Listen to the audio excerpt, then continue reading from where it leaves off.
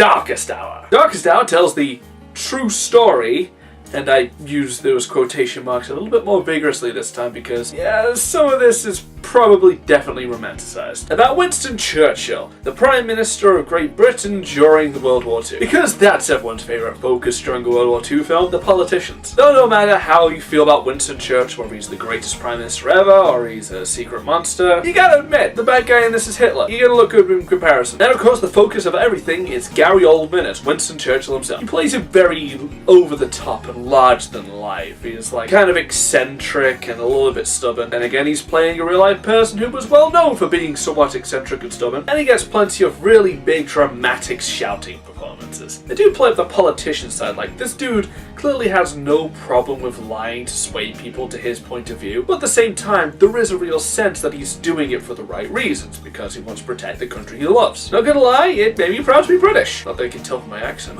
Also, I gotta give props to whether it was his diet and conditioning or just really good makeup, but yeah, I completely bought that this was his face. I'll do well to remember the people who brought this together when it comes time for the live action Thomas the Tank Engine film. I joke, but let's face it, it's pretty inevitable they're gonna make a live action version. That's gonna suck. Speaking of sucking, the cinematography doesn't. I would say this is a dark looking film, but I think the best way to describe it is very cleverly lit and shot. It's the kind of thing I would have to watch in college to analyze it and say, oh, what does this shot mean? Oh. Unfortunately, all those years have actually brainwashed me into seeing every single film like that. I think some of my favourite shots in this where they'll take him in an enclosed space, like a very small room or a lift or something, and then everything around him will be black. Like, take for example like this. It really does emphasize just like how alone he is in this world, and it's just like so enclosing. It's just a really powerful image.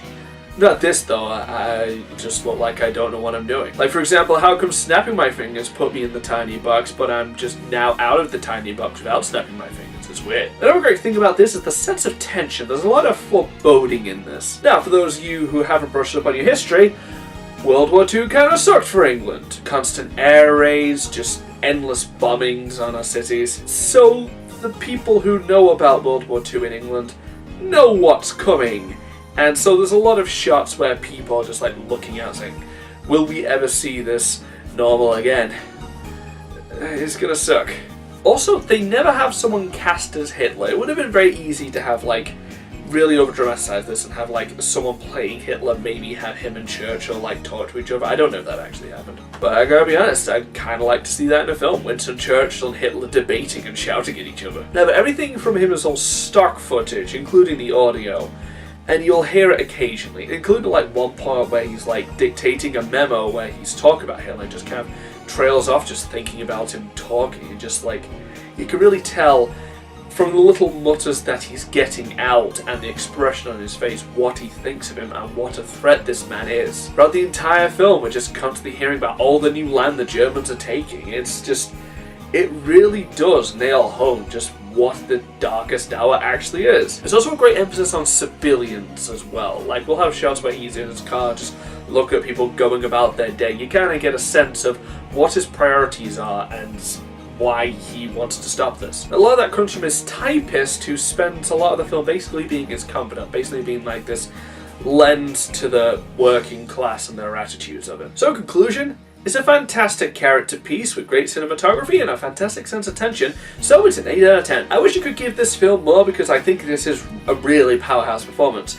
but the problem is the film is kind of reliant on this performance. It kind of felt like they needed a couple more characters to maybe round this out. I mean, we have other people and the people playing them do a great job, but nobody really comes up to Oldman's level. We have a little bit of a thing with his wife and what she's going through, but it's all subtext. It's never brought to the forefront or expanded on. It's like, there's no real big scenes between them two. It was like maybe one or two, but it never feels like it goes anywhere. Even the kind of villain, Viscount Halifax, who's trying to undermine Churchill, he never really comes up to Oldman's level. It always feels like he's just kind of in the background, so he's kind of overshadowed by this performance. It's a really good performance, which is why I think this is a great film. It just kind of feels like you can't really hold a film up on one performance alone. There needs to be more to it. Makes a good film, but one that can't really elevate itself.